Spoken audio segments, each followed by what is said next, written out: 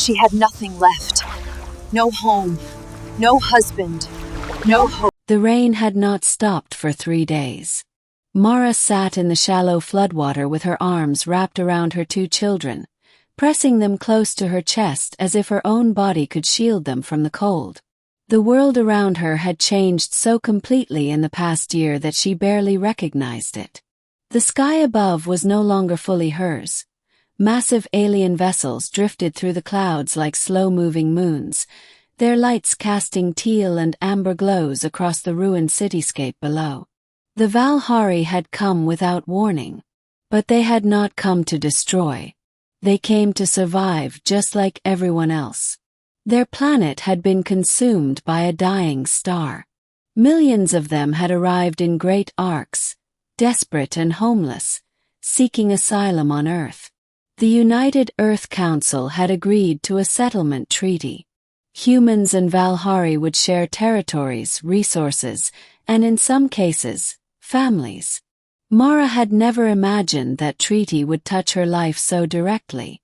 Her husband Daniel had died 8 months ago, not from war or alien conflict, but from a fever that swept through the refugee camps when supplies ran low.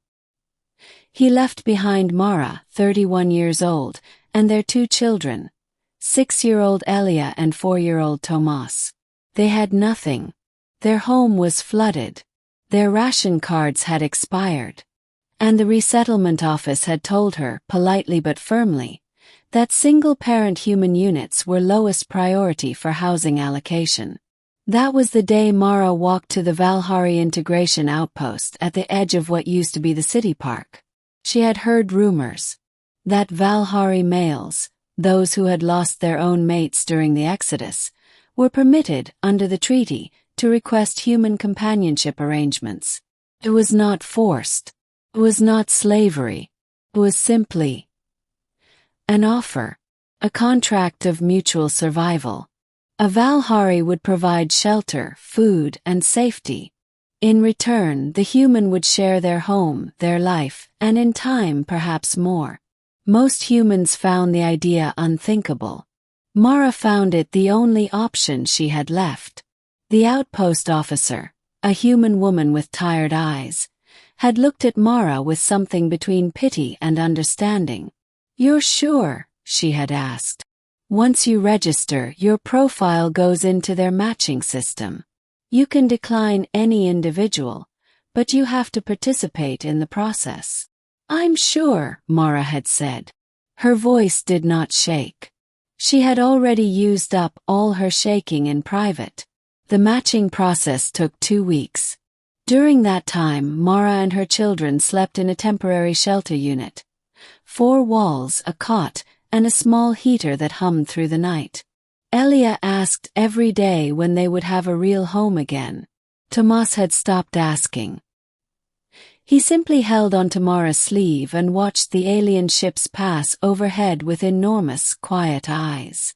When the match notification came, Mara read it 3 times. Valhari companion candidate. Sorek. Age equivalent. 38 human years. Status. Widower. Occupation. Structural engineer, currently assigned to Sector 4 reconstruction. Notes. Requests family unit. Has expressed willingness to integrate with human children. She had not expected that last part.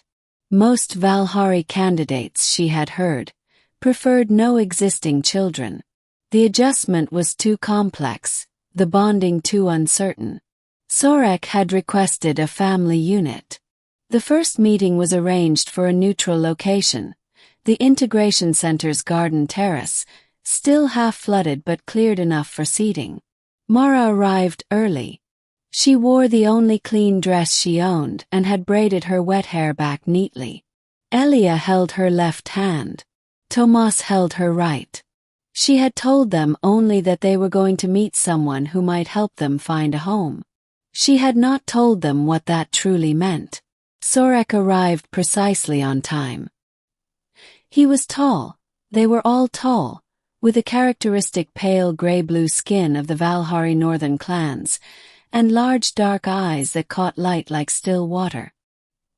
He wore simple civilian clothes, not an officer's uniform, and he moved without the stiffness that Mara had expected.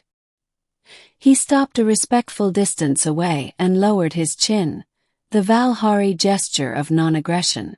"You are Mara," he said. His voice was deep but carefully modulated. She could tell he had practiced speaking at human-comfortable frequencies. "Yes," she said. He looked at the children. Elia stared back with open curiosity. Tomas pressed against Mara's leg but did not hide. Something shifted in Sorek's expression, barely visible, but Mara had learned to read small things in the past year. "They are not afraid," he said, and there was something in his voice that wasn't quite surprise. It was closer to relief. They sat for 2 hours. Sorek did not try to impress her. He did not make promises or recite the treaty benefits. He asked about Daniel, gently, carefully, as if he understood that grief was still a room she lived in. He listened when she spoke. He answered her questions without evasion. He told her that his own mate had been lost when their vessel was damaged during the final evacuation, that he had no children of his own, not because he hadn't wanted them, but because there had not been time. Near the end of the meeting, Elia, who had been quietly watching Sorek the entire time, reached forward and tugged the sleeve of his jacket. "Are you going to be our new person?" she asked. The directness of a 6-year-old. Sorek looked at the child for a long moment. Then he looked at Mara.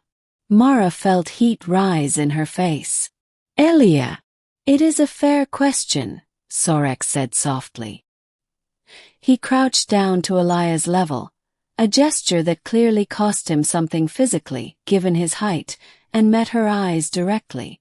"I would like to be," he said, "if your mother agrees.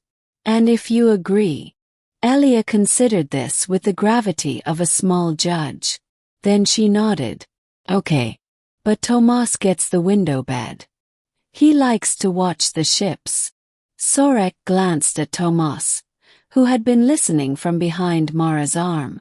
For the first time, the small boy looked up fully and met the alien's gaze. "The lights," Tomas said quietly. "They're pretty." "Yes," Sorek agreed, his voice low and careful. "They are." Mara signed the integration agreement 3 days later. She did not sign it because she loved Sorek.